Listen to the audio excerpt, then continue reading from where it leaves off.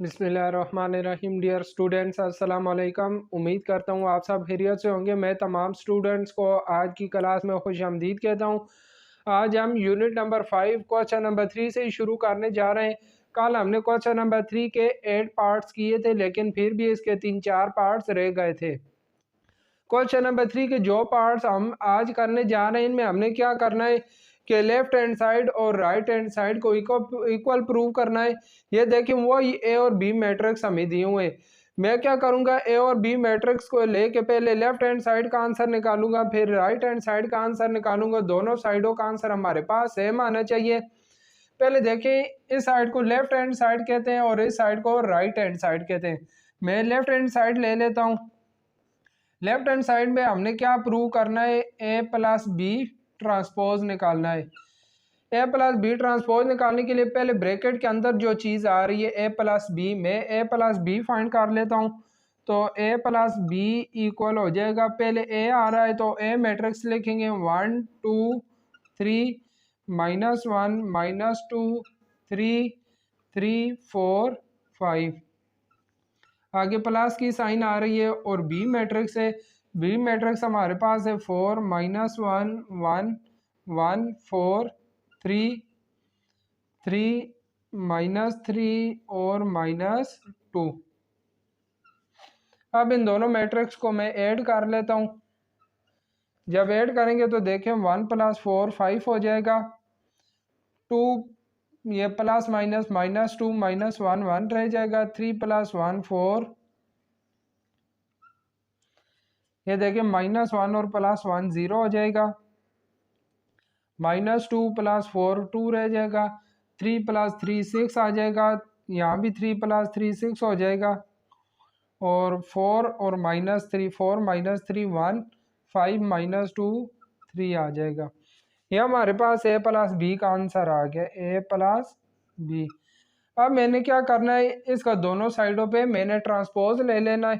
देखिए इधर ही मैं क्या करता हूँ, दोनों साइडों पे इसका ट्रांसपोज ले लेता हूँ। ये मैंने ट्रांसपोज ले लिया। अब जब इस मैट्रिक्स पे ट्रांसपोज अप्लाई करेंगे, तो क्या होगा, फर्स्ट रो फर्स्ट कॉलम बन जाएगी 5 1 4, सेकेंड रो सेकेंड कॉलम 0 2 6 और थर्ड रो थर्ड कॉलम बन जाएगी 6 1 3। ये देखिए ए प्लस बी होल ट्रांसपोर्ट जो लेफ्ट हैंड साइड तो उसका हमारे पास ये आंसर आ गया। अब मैं राइट हैंड साइड फाइंड कर लेता हूँ। राइट हैंड साइड हमारे पास आ रही है A transpose plus B transpose. पहले मैंने क्या करना है, ए ट्रांसपोज और बी ट्रांसपोज फाइंड करना है। तो देखिए ए ट्रांसपोज इक्वल हो जाएगा ए मैट्रिक्स का ट्रांसपोज 1 2 3 -1 -2 3 और 3 4 5। ये ए मैट्रिक्स है, इसका मैं ट्रांसपोज ले लेता हूँ। जब इस पे मैं ट्रांसपोज अप्लाई करूंगा तो फर्स्ट रो फर्स्ट कॉलम बन जाएगी, सेकंड रो सेकंड कॉलम बन जाएगी और थर्ड रो थर्ड कॉलम बन जाएगी। ये हमारे पास ए ट्रांसपोज का आंसर आ गया है। अब बी ट्रांसपोज ले लेते हैं। बी ट्रांसपोज इक्वल हो जाएगा, ये आ रहा है बी 4 -1 1 1 4 3 3 -3 और -2। इसका मैं ट्रांसपोज ले लेता हूँ। जब इस मैट्रिक्स पे हम ट्रांसपोज अप्लाई करेंगे तो देखें फर्स्ट रो फर्स्ट कॉलम बन जाएगी 4 -1 1, सेकेंड रो सेकेंड कॉलम आ जाएगी 1 4 3 और ये हमारे पास जो थर्ड रो है थर्ड कॉलम बन जाएगी 3 -3 और -2। अब जो ए ट्रांसपोज और बी ट्रांसपोज का आंसर आया, इनको मैं क्या करता हूँ, ऐड कर देता हूँ। A transpose plus B transpose ये हमारे पास आ जाएगा। ए ट्रांसपोज का आंसर ये हमारे पास आ रहा है 1 -1 3 2 -2 4 3 3 और 5। आगे प्लस की साइन आ जाएगी। बी ट्रांसपोज का ये आंसर आ रहा है 4 1 3 -1 4 -3 1 3 -2। देखिए जब इन दोनों मैट्रिक्स को हम ऐड करेंगे 1 + 4 5 आ जाएगा, ये -1 और +1 0, 3 + 3 6 हो जाएगा। ये देखिए 2 - 1 2 - 1 1 रह जाएगा, -2 और +4 ये हमारे पास 2 आ जाएगा। 4 - 3 4 में से 3 माइनस करेंगे 1 रह जाएगा। 3 + 1 4 और आगे 3 + 3 6 हो जाएगा। ये देखें 5 - 2 5 - 2 करेंगे तो हमारे पास 3 रह जाएगा। ये हमारे पास राइट हैंड साइड का आंसर आ गया है। अब हम देखते हैं कि दोनों साइडों का आंसर सेम आ रहा है या नहीं। ये लेफ्ट हैंड साइड का आंसर था 5 0 से, वहाँ भी देखें 5 0 6 आ रहा है, 1 2 1 और उधर भी 1 2 1 है, 4 6 3 और उधर भी 4 6 3 है। दोनों साइडों का आंसर सेम आ गया है, लिहाजा हम लिख देंगे लेफ्ट हैंड साइड इक्वल आ गई है राइट हैंड साइड के। यही चीज़ हमने प्रूव करनी थी। सेकेंड पार्ट है, सेकेंड पार्ट में हमने क्या करना है, ए प्लस ब्रैकेट के अंदर बी प्लस ए इक्वल प्रूव करना है 2a + b के। पहले आप क्या करेंगे, लेफ्ट हैंड साइड ले लेंगे। लेफ्ट हैंड साइड हमारे पास क्या है, a + b + a। देखें a + b + a आ रहा है। पहले आप ब्रैकेट के अंदर जो दो मैट्रिक्स आपस में ऐड हो रहे हैं उनको ऐड करेंगे। ये बाहर a इसी तरह ही आएगा, आगे प्लस की साइन, और ब्रैकेट के अंदर b + a आ रहा है। पहले b मैट्रिक्स को लिखेंगे, ये b मैट्रिक्स आ गया। 4 - 1 1 1 4 3 3 -3 और -2, आगे प्लस की साइन। फिर आगे देखें a मैट्रिक्स आ रहा है ब्रैकेट के अंदर, तो a को लिख लेंगे 1 2 3 -1 -2 3 3 4 5। ये a मैट्रिक्स मैंने लिख लिया, आगे ब्रैकेट बंद हो गई। अब जो ब्रैकेट के अंदर दोनों मैट्रिक्स ऐड हो रहे हैं इनको हम ऐड कर लेते हैं। ये बाहर a इसी तरह ही आएगा, या a की वैल्यू मैं लिख लेता हूँ। a मैट्रिक्स की वैल्यू हमारे पास ये आ रही है 1 2 3 -1 -2 3 और 3 4 5, आगे प्लस की साइन आ रही है। यह ब्रैकेट के अंदर वाले दोनों मैट्रिक्स को मैं ऐड करता हूँ। देखें 4 + 1 5 हो जाएगा, -1 + 2 हमारे पास 1 रह जाएगा, 1 + 3 4 हो जाएगा। फिर आगे देखें +1 और -1 0, 4 में से 2 माइनस करेंगे 2 रह जाएगा, 3 + 3 6 आ गया।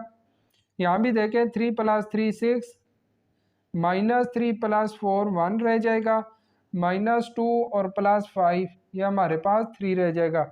अब इन दोनों मैट्रिक्स को हमने ऐड कर लेना है। इनको जब ऐड करेंगे देखें 1 + 5 6 हो गया, 2 + 1 3, 3 + 4 7, फिर -1 + 0 -1 ही आ जाएगा, -2 + 2 0 हो गया, 3 + 6 9 आ गया, 3 + 6 यह भी 9 हो जाएगा, 4 + 1 4 + 1 करेंगे 5 हो गया, फिर आगे 5 + 3 8 हो गया। यह हमारे पास लेफ्ट हैंड साइड जो थी a + b + a, इसका आंसर हमारे पास ये आ गया। अब मैंने राइट हैंड साइड फाइंड करनी है। Right hand side, right hand side में हमें क्या दिया हुआ है, 2a + b 2a + b। मैं पहले 2a फाइंड कर लेता हूँ। या देखें 2a + b इक्वल हो जाएगा, पहले 2 आ रहा है, 2a मैट्रिक्स के साथ मल्टीप्लाई हो रहा है। a मैट्रिक्स ये हमारे पास 1 2 3 -1 -2 3 3 4 5, ये हमारे पास a मैट्रिक्स आ गया। आगे प्लस b मैट्रिक्स, b ये आ रहा है 4 -1 1 1 4 3 और 3 -3 -2। पहले मैं क्या करता हूँ, a के साथ 2 को मल्टीप्लाई कर लेता हूँ। 2 को अंदर वाली तमाम टर्म से मल्टीप्लाई करेंगे, 2 1 ज़ार 2 2 2 ज़ार 4 2 3 ज़ार 6, फिर आगे -2 -4 +6 6 4 2 ज़ार 8 और 2 5 ज़ार 10 प्लस बी मैट्रिक्स इसी तरह लिख देंगे 4 -1 1 1 4 3 3 -3 और -2। अब इन दोनों मैट्रिक्स को हमने ऐड कर देना है। इन दोनों को ऐड करते हैं। 2 + 4 6 आ गया। 4 - 1 4 में से 1 माइनस करेंगे 3 आ गया। 6 + 1 7। फिर देखिए -2 + 1 करेंगे तो -1 रह जाएगा। -4 और +4 0। 6 + 3 9 आ गया। यहाँ भी देखें 6 + 3 9 आ गया। 8 - 3 करेंगे 5 रह जाएगा। और 10 में से 2 माइनस करेंगे तो 8 आ जाएगा। ये हमारे पास राइट हैंड साइड का आंसर आ गया। अब हम दोनों साइडों को कंपेयर कर लेते हैं। देखें 6 3 7, वहाँ भी 6 3 7 आ रहा है। -1 0 9 और उधर भी यही आ रहा है। 9 5 8 और इधर भी 9 5 8 आ गया। लिहाजा हम लिख देंगे कि लेफ्ट हैंड साइड इक्वल आ गई है राइट हैंड साइड के। दोनों साइडों का आंसर हमारे पास इक्वल आ। देखिए हमारे पास पार्ट 3 है। पार्ट 3 में हमें ए मल्टीप्लाई बी माइनस सी इक्वल प्रूव करना है बी माइनस ए सी के। ये देखिए मैंने इसकी लेफ्ट हैंड साइड ली। लेफ्ट साइड में हमारे पास ए मल्टीप्लाई बी माइनस सी आ रहा है। ये मैंने ए मल्टीप्लाई बी माइनस सी किया। ए को मैंने बाहर इसी तरह रखा ब्रैकेट के अंदर। बी माइनस सी में करता हूँ। बी मैट्रिक्स तो हमें दिया हुआ है, लेकिन सी मैट्रिक्स इसने हमें क्वेश्चन नंबर 3 में सी मैट्रिक्स नहीं दिया हुआ। तो मैं क्या करता हूँ आपको समझाने के लिए कि ये क्वेश्चन किस तरह करना है। सी मैट्रिक्स मैं इधर खुद से ले लेता हूँ। एक आसान सा मैं मैट्रिक्स ले लेता हूँ सी। ये देखिए मैं सी एक मैट्रिक्स ले लेता हूँ। 1 1 1 1 1 1 1 3 2। ये मैंने सी मैट्रिक्स एक ले लिया। कोई भी आप ले सकते हैं, मैंने ये ले लिया। अब सी की जगह मैं सी मैट्रिक्स पुट कर दूंगा। सी मैट्रिक्स हमारे पास आ रहा है 1 1 1, यहाँ भी 1 1 1 1 3 2 आ जाएगा। अब ब्रैकेट्स के अंदर ये दोनों मैट्रिक्स आपस में माइनस हो रहे हैं, तो इनको माइनस कर दें। बाहर ए मल्टीप्लाई हो रहा है, तो ए की जगह ए मैट्रिक्स की मैं वैल्यू लिख दूंगा 1 2 3 -1 -2 3 3 4 5। ये ए मैट्रिक्स आ गया। आगे देखें मल्टीप्लाई, इन दोनों को माइनस करेंगे। 4 में से 1 माइनस करेंगे 3 रह जाएगा। ये देखें -1 और -1 ये हमारे पास -2 हो जाएंगे। 1 - 1 करेंगे 0 आ जाएगा। इसी तरह यहाँ भी देखें 1 - 1 किया तो 0 आ गया। फिर 4 - 1 करेंगे। 4 - 1 हमारे पास 3 रह जाता है। 3 - 1 करेंगे 2 रह जाएगा। यहाँ भी देखें 3 में से 1 माइनस करेंगे 2 रह जाएगा। यह -3 और -3 हमारे पास -6 हो जाएगा। इसी तरह -2 और -2 -4 हो गया। अब इन दोनों मैट्रिक्स को मैं मल्टीप्लाई कर देता हूँ। मल्टीप्लाई करने का तरीका तो अब आपको आता है। फर्स्ट रो को फर्स्ट कॉलम से मल्टीप्लाई करेंगे। 1 3 से मल्टीप्लाई होके 3 आ जाएगा। 2 0 0 हो जाएगा और 3 2s are 6। फिर फर्स्ट रो को सेकंड कॉलम से 1 - 2 से मल्टीप्लाई होके -2 2 3s are 6 और 3 को जब -6 से मल्टीप्लाई करेंगे -18 आ जाएगा। फिर 1 0 से मल्टीप्लाई होके 0 2 2 से मल्टीप्लाई होके 4 3 को -4 से करेंगे तो -12 आ जाएगा। अब देखिए सेकंड रो को फर्स्ट कॉलम से करेंगे, ये -3 हो जाएगा। -2 को 0 से मल्टीप्लाई करेंगे तो 0 ही आ जाएगा और 3 को 2 से करेंगे तो 6 आ जाएगा। फिर आगे देखें माइनस माइनस +2 हो जाएगा। -2 को +3 से करेंगे -6 आ जाएगा। 3 को -6 से करेंगे -18। फिर -1 0 से मल्टीप्लाई होके 0 -2 को 2 से करेंगे तो ये हमारे पास -4 आ जाएगा और 3 को -4 से मल्टीप्लाई करेंगे तो -12 आ गया। अब थर्ड रो को फर्स्ट कॉलम से करना है। 3 3s are 9 प्लस 4 को 0 से मल्टीप्लाई करेंगे 0 5 को 2 से करेंगे 10। फिर 3 को -2 से मल्टीप्लाई करेंगे -6 4 को 3 से करेंगे +12 आ जाएगा। 5 को -6 से मल्टीप्लाई करेंगे तो -30 आ जाएगा। 3 0 0 4 2s are 8 और 5 को -4 से करेंगे तो -20 आ गया। अब इन टर्म्स को मैं इकट्ठा कर लेता हूँ।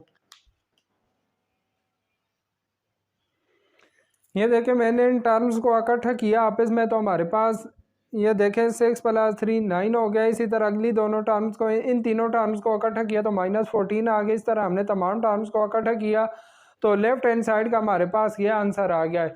राइट हैंड साइड में हमने A B minus A C find करना है। पहले ए बी में फाइंड कर लेता हूँ। ए और बी को हमने मल्टीप्लाई करना है। ये देखें ए और बी मैट्रिक्स आपस में मल्टीप्लाई हो रहे हैं। पहले मैंने ए मैट्रिक्स लिख लिया, फिर बी मैट्रिक्स लिख लिया। अब इन दोनों को मैं मल्टीप्लाई करता हूँ। मल्टीप्लाई करने का तरीका वो, ये फर्स्ट रो को फर्स्ट कॉलम से, फिर फर्स्ट रो को सेकंड कॉलम से मल्टीप्लाई करना है। इन दोनों को मैंने अपने पास पेपर पे मल्टीप्लाई करके, मल्टीप्लाई करने के बाद इस तरह, जिस तरह इधर मैंने टर्म्स को इकट्ठा किया था, इकट्ठा करने के बाद हमारे पास ये इसका आंसर आ गया है। फिर मैंने ए और सी को मल्टीप्लाई कर दिया। देखें ए मैट्रिक्स और आगे सी मैट्रिक्स, इन दोनों को भी मैंने अपने पास पेपर पे मल्टीप्लाई करके टर्म्स को इकट्ठा किया तो ये हमारे पास आंसर आ गया। आप इनकी खुद प्रैक्टिस करेंगे, इनको खुद मल्टीप्लाई करके चेक करेंगे कि यही चीज़ आती है। ए सी का हमारे पास ये आंसर आ गया। अब मैंने क्या करना है, ए बी में से ए सी को माइनस करना है। देखें A B minus A C, A B का ये हमारे पास आंसर आ रहा था, लिख लिया। आगे माइनस की साइन, और ए सी का ये आंसर आ रहा था। देखें ए सी का मैंने ये आंसर लिख लिया। अब इस मैट्रिक्स में से इसको माइनस करेंगे, 15 में से 6 को माइनस करेंगे तो 9 रह जाएगा। -2 और -12 -14 आ गया। आगे 1 -9 में से +1 निकालेंगे तो -8 रह जाएगा। इस तरह बाकी तमाम टर्म्स को भी हमने माइनस कर लिया तो ये देखें हमारे पास मैट्रिक्स बन गया। अब देखें लेफ्ट हैंड साइड को राइट हैंड साइड को हम कंपेयर करते हैं। लेफ्ट हैंड साइड में भी देखें 9 -14 -8 और इधर भी यही आ रहा है। सेकंड रो भी दोनों की सेम है और थर्ड रो भी दोनों की सेम आ रही है, लिहाजा हम लिख देंगे कि लेफ्ट हैंड साइड और राइट हैंड साइड दोनों हमारे पास इक्वल आ गई है। पार्ट 4 है, इसमें देखिए हमने A multiply B whole transpose equal find करना है B transpose multiply A transpose के। मैंने लेफ्ट हैंड साइड ले ली A multiply B whole transpose. पहले ब्रैकेट के अंदर देखें ए और बी मल्टीप्लाई हो रहे हैं तो ए बी को पहले मैं मल्टीप्लाई कर देता हूँ। देखिए मैट्रिक्स ए और मैट्रिक्स बी, इन दोनों को मैं मल्टीप्लाई करता हूँ। उसी तरह फर्स्ट रो को फर्स्ट कॉलम से, फिर फर्स्ट रो को सेकंड कॉलम से, फिर फर्स्ट रो को थर्ड कॉलम से, और सेकंड और थर्ड रो को भी इसी तरह मैंने मल्टीप्लाई कर लिया। फिर इन टर्म्स को मैंने इकट्ठा किया। देखें 9 + 2 11, 11 + 4 15 हो गया। इस टर्म्स को इकट्ठा किया। -2, देखें -6 + 6 कैंसिल हो जाएंगे और 1 रह जाएगा। तमाम टर्म्स को इकट्ठा किया तो हमारे पास ए बी का ये आंसर आ गया। फिर मैंने क्या किया, ए बी का ट्रांसपोज ले लिया। देखें इस मैट्रिक्स का जब हम ट्रांसपोज लेंगे, फर्स्ट रो फर्स्ट कॉलम बन गई, सेकंड रो सेकंड कॉलम बन गई और थर्ड रो थर्ड कॉलम बन गई। तो ये हमारे पास लेफ्ट हैंड साइड का आंसर आ गया। राइट हैंड साइड पे हमने क्या करना है, बी ट्रांसपोज और ए ट्रांसपोज को मल्टीप्लाई करना है। पहले मैं क्या करता हूँ, बी ट्रांसपोज और ए ट्रांसपोज फाइंड कर लेता हूँ। ये हमारे पास बी मैट्रिक्स है। इसका जब मैंने ट्रांसपोज लिया तो देखें फर्स्ट रो फर्स्ट कॉलम बन गई, सेकंड रो सेकंड कॉलम और थर्ड रो थर्ड कॉलम बन गई। फिर मैंने ए का ट्रांसपोज ले लिया तो इसी तरह ए में भी जो फर्स्ट रो थी फर्स्ट कॉलम बन गई, सेकंड रो सेकंड कॉलम और थर्ड रो थर्ड कॉलम। अब मैंने बी ट्रांसपोज और ए ट्रांसपोज को मल्टीप्लाई करना है, लिहाजा देखिए मैंने दोनों को मल्टीप्लाई कर दिया। पहले बी ट्रांसपोज आ रहा है तो बी ट्रांसपोज की वैल्यू लिख दी, फिर ए ट्रांसपोज है तो ए ट्रांसपोज की। अब मैंने दोनों मैट्रिक्स को मल्टीप्लाई किया, यह चीज़ आ गई। इन टर्म्स को इकट्ठा किया तो हमारे पास ये आंसर आ गया। अब अगर हम लेफ्ट हैंड साइड और राइट हैंड साइड को कंपेयर करें, देखें इसकी फर्स्ट रो और इसकी फर्स्ट रो सेम है, सेकंड रो भी दोनों की सेम आ रही है और थर्ड रो भी दोनों की सेम आ रही है। तो लिहाजा हम लिख सकते हैं कि लेफ्ट हैंड साइड इक्वल आ गई है राइट हैंड साइड के, और यही हमने दोनों साइड्स को इक्वल प्रूव करना था। और 4 इसमें देखिए कहता है prove that A plus B multiply A minus B equal to A square minus B square. इस लेफ्ट हैंड साइड को हमने राइट हैंड साइड के इक्वल प्रूव करना है इफ़ ए बी इक्वल हो बी ए के। तो देखिए मैं इसकी लेफ्ट हैंड साइड ले लेता हूँ। लेफ्ट हैंड साइड में हमें दिया हुआ है ए plus B multiply A minus B. मैं इन दोनों को आपस में मल्टीप्लाई करता हूँ। पहले ए को इन दोनों टर्म से मल्टीप्लाई करूँगा, ए को ए से मल्टीप्लाई करेंगे, ए सो क्या आ जाएगा। फिर ए को माइनस बी से मल्टीप्लाई करेंगे तो माइनस ए बी। फिर बी को ए से मल्टीप्लाई करेंगे तो बी ए। और ये देखें प्लस माइनस माइनस बी भी आपस में मल्टीप्लाई होके बी सो क्या आ जाएगा। अब देखिए इसने हमें दिया हुआ है कि ए बी और बी है दोनों आपस में इक्वल हैं। इधर मैं लिख लेता हूँ सिंस ए बी इक्वल है बी ए के, लिहाजा बी ए की जगह मैं ए बी लिख सकता हूँ। There four A square minus A B plus B A की जगह मैं ए बी लिख लेता हूँ, क्योंकि बी ए और ए बी दोनों इक्वल है।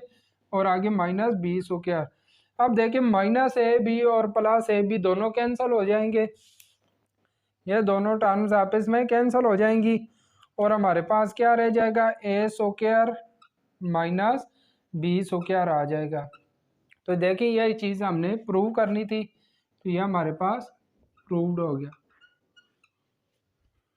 अच्छा हमारे पास देखिए इसमें कह रहा है अ पेट स्टोर है 6 kittens, 8 parrot and 12 puppies. If the price of each kitten is $28, each parrot is $30 and puppy $40. कहता है use matrix multiplication to find total price of pets. अब देखिए मैट्रिक्स मल्टीप्लिकेशन के तरीके से हमने इनकी टोटल प्राइस फाइंड करनी है।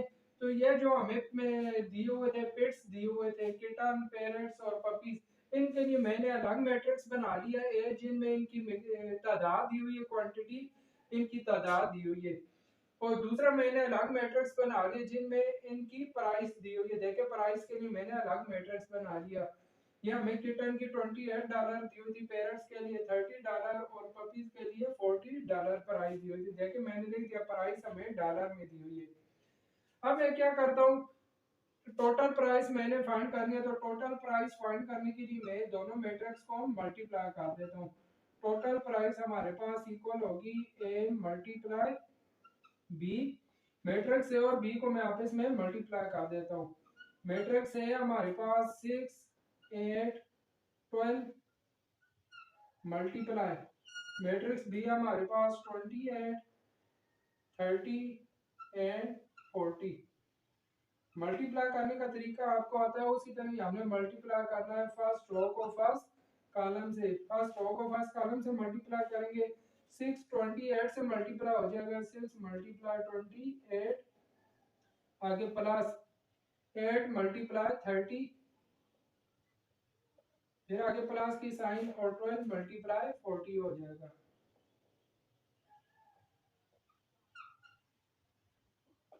देखिए जब हम 6 को 28 से मल्टीप्लाई करते हैं तो ये हमारे पास आ जाता है 168। आगे प्लस की साइन 8 को 30 से मल्टीप्लाई करेंगे तो ये 240 हो जाएगा। प्लस 12 को जब 4 से मल्टीप्लाई करेंगे तो ये 480 आ जाएगा।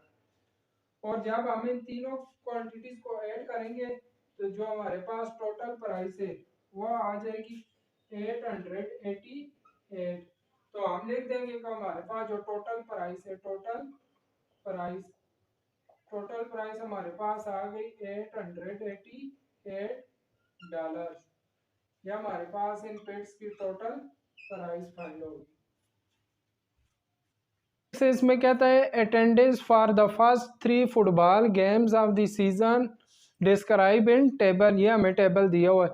कहता है adult ticket sold for $3, student tickets $1.5। Student के लिए हाफ प्राइस टिकट था। कहता है use matrix multiplication to find revenue of each game. Her game के लिए हमने अलग अलग रेवेन्यू फाइंड करना है। यह देखिए गेम 1 में एडल्ट्स की तादाद दी हुई है और स्टूडेंट्स की तादाद दी हुई है। इसी तरह गेम 2 के लिए भी जो एडल्ट्स थे उनकी तादाद दी हुई है और स्टूडेंट्स की भी तादाद दी हुई है। गेम 3 के लिए भी दोनों की तादाद दी हुई है। यहाँ से देखें गेम 1 के लिए मैंने अलग मैट्रिक्स बना लिया 340 और 180। गेम 2 के लिए मैंने अलग मैट्रिक्स बना लिया और गेम 3 के लिए मैंने अलग मैट्रिक्स बना लिया। और प्राइस जो हमें दी हुई थी एडल्ट्स और स्टूडेंट्स की $3 और $1.5, इसका मैंने अलग मैट्रिक्स बना लिया। अब जब ए को मैं G1 से मल्टीप्लाई करूंगा तो हमारे पास गेम 1 का रेवेन्यू आ जाएगा फिर इस मैट्रिक्स ए को G2 से मल्टीप्लाई करूँगा तो गेम 2 का रेवेन्यू आ जाएगा। इसी तरह इसको G3 से मल्टीप्लाई करूँगा तो गेम 3 का रेवेन्यू आ जाएगा। पहले देखिए मैं ए को G1 से मल्टीप्लाई करता हूँ। ए हमारे पास 3 और 1.5, 3 और 1.5 मल्टीप्लाई G1 हमारे पास आ रहा है 340 और 180। मल्टीप्लाई करने का तरीका तो आपको आता है, फर्स्ट रो को फर्स्ट कॉलम से करेंगे, पहले एलिमेंट पहले से मल्टीप्लाई हो जाएगा। 3 मल्टीप्लाई 340, आगे प्लस की साइन और 1.5 मल्टीप्लाई 180 हो जाएगा। जब इन दोनों को आपस में मल्टीप्लाई करेंगे तो यह हमारे पास आ जाएगा 1020 प्लस 1.5 को 180 से मल्टीप्लाई करेंगे तो यह 270 हो जाएगा। तो जो टोटल अमाउंट है वो हमारे पास आ जाएगी $1290। ये गेम 1 का हमारे पास रेवेन्यू आ गया। गेम 2 का रेवेन्यू निकालने के लिए ए को G2 से मल्टीप्लाई करेंगे। मैट्रिक्स ए हमारे पास 3 और 1.5, ये ए मैट्रिक्स हमें दिया हुआ है। और आगे जो G2 मैट्रिक्स है, G2 मैट्रिक्स देखें 250 और 195, 250 मल्टीप्लाई 195 दिया हुआ है।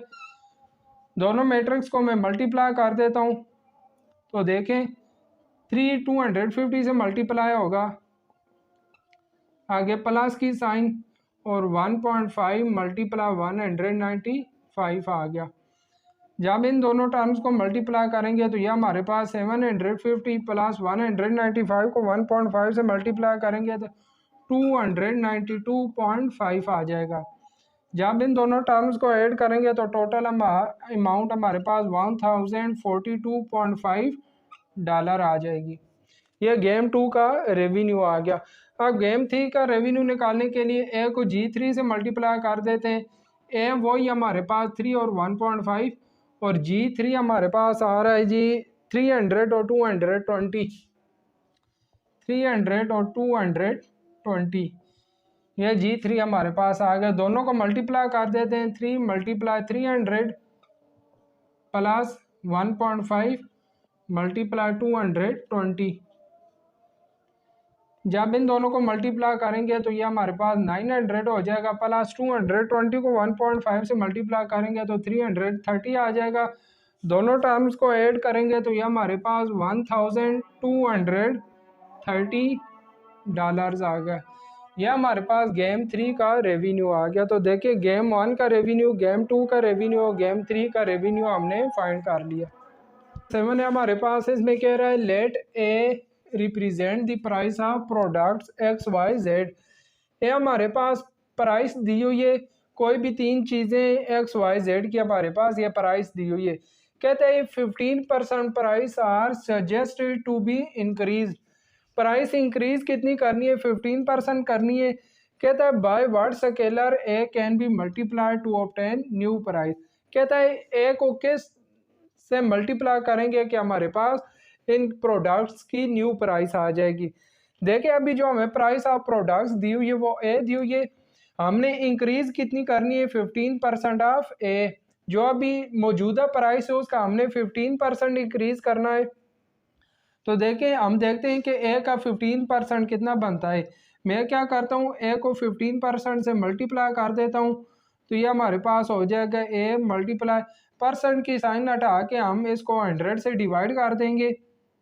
जब 15 को 100 से डिवाइड करेंगे तो ये हमारे पास आ जाएगा 0.15 मल्टीप्लाई ए। तो ये हमारे पास जो इंक्रीज होगी वो ए की 0.5 होगी। अब हमने न्यू प्राइस फाइंड करनी है तो न्यू प्राइस हमारे पास कितनी हो जाएगी? न्यू प्राइस हमारे पास आ जाएगी ए प्लस यह जो इंक्रीज है 0.15 मल्टीप्लाई ए। इन दोनों टर्म्स को हम ऐड करेंगे तो ये हमारे पास हो जाएगा 1.15 मल्टीप्लाई ए। तो ये न्यू प्राइस आ जाएगी। और न्यू प्राइस किस वक्त आएगी? जब हम ए को 1.15 से मल्टीप्लाई करेंगे। तो इधर यही चीज़ पूछ रहा कि ए को हम किस चीज़ से मल्टीप्लाई करें कि हमारे पास न्यू प्राइस आ जाए। तो ये हमारे पास स्केलर टर्म आ गई है 1.15। स्केलर हमारे पास क्या आ गया है 1.15 आ गया है। 1.15 से अगर ए को हम मल्टीप्लाई करेंगे तो हमारे पास न्यू प्राइस आ जाएगी।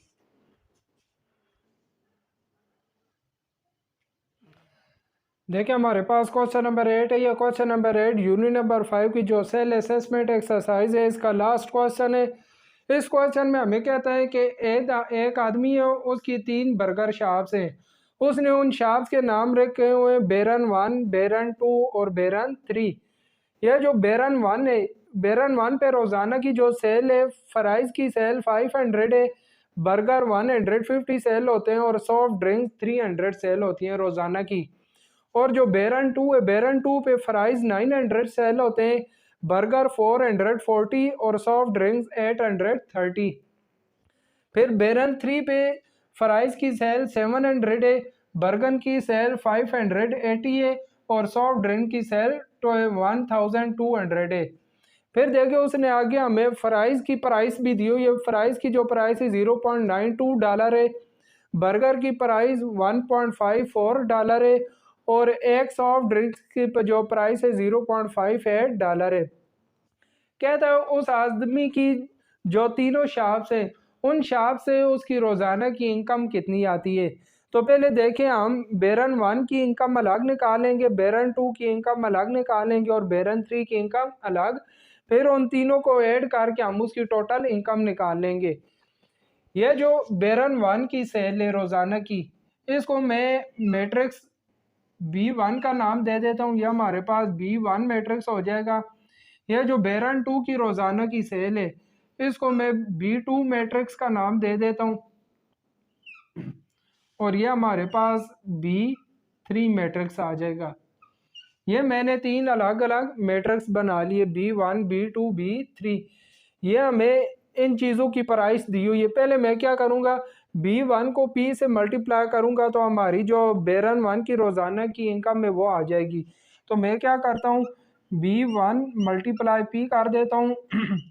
B1 है हमारे पास 500, 150 और 300।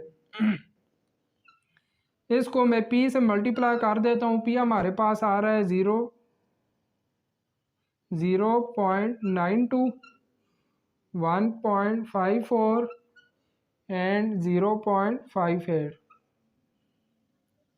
आपको पता है फर्स्ट रो को फर्स्ट कॉलम से मल्टीप्लाई करेंगे, पहली क्वांटिटी पहले से मल्टीप्लाई होगी। हमारे पास 500 मल्टीप्लाई 0.92 आ जाएगा। आगे प्लस 150 मल्टीप्लाई 1.54, फिर आगे प्लस की साइन, फिर 300 मल्टीप्लाई 0.58 आ जाएगा। इन तीनों को देके मल्टीप्लाई करके जब हम ऐड करेंगे तो हमारे पास बेरन 1 की जो रोज़ाना की इनकम है वो हमारे पास आ जाएगी $658.36। ये बेरन 1 से उसकी रोज़ाना की इनकम आ गई है। अब मैं B2 को P से मल्टीप्लाई कर देता हूँ।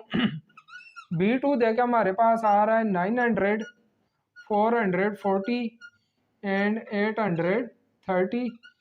इसको मैं P से मल्टीप्लाई कर देता हूँ। P हमारे पास आ रहा है 0.92, 1.54 और 0.58। उसी तरह ये इस रो को कॉलम से मैं मल्टीप्लाई कर देता हूँ। तो 900 मल्टीप्लाई 0.92, आगे प्लस की साइन 440 मल्टीप्लाई 1.54, फिर आगे प्लस की साइन और आगे आ जाएगा जी 830 मल्टीप्लाई 0.58। इनको दे के आपस में मल्टीप्लाई करके जब हम ऐड करेंगे तो बेरन 2 की जो रोज़ाना की सेल है वो हमारे पास आ जाएगी $1905.72। ये बेरन 2 से उसकी रोज़ाना की सेल आ गई इनकम। अब देखिए B3 को मैं P से मल्टीप्लाई कर देता हूँ। B3 हमारे पास आ रहा है 700, 580 और 1200। इसको जब मैं P से मल्टीप्लाई करता हूँ, P हमारे पास आ रहा है 0.92, 1.54 एंड 0.58। इन दोनों मैट्रिक्स को मैं मल्टीप्लाई करता हूँ तो क्या होगा, 700 मल्टीप्लाई 0.92, आगे प्लस की साइन, फिर 580 मल्टीप्लाई 1.54, फिर आगे प्लस की साइन और 1200 मल्टीप्लाई 0.58 आ जाएगा। इन टर्म्स को आपस में मल्टीप्लाई करने के बाद जब ऐड करेंगे तो ये हमारे पास 2505.40 आ जाएगी। यह उसकी बैरन 3 से रोज़ाना की इनकम आ गई। अब उसकी टोटल डेली इनकम निकालने के लिए हम क्या करेंगे, इन तीनों को ऐड कर देंगे। तो ऐड करने के देखें, बैरन 1 से उसकी जो रोज़ाना की इनकम आ गई है वो आ गई रही है जी 658.36 प्लस बैरन 2 से आ रही है 1905.72 प्लस बैरन 3 से जो उसकी रोज़ाना की इनकम आ रही है वो आ रही है 2505.40। इन तीनों टर्म्स को जब हम ऐड करेंगे तो उसकी टोटल इनकम आ जाएगी 5069.48